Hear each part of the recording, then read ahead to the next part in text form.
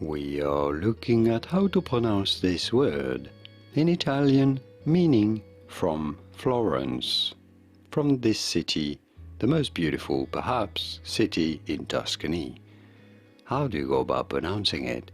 In Italian, in Italy, this would be said as Fiorentina, Fiorentina.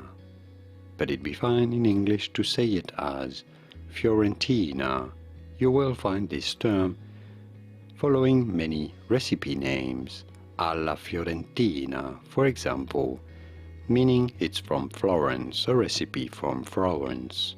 You might see it, the masculine form, as Fiorentino, Fiorentino or Fiorentina. Did you get it? Let me know in the comments. Here are more videos on how to pronounce more useful Italian words from cuisine, Italian cuisine in general, whose pronunciations aren't exactly always obvious. I'll see you there to learn more. Arrivederci. Ciao ciao.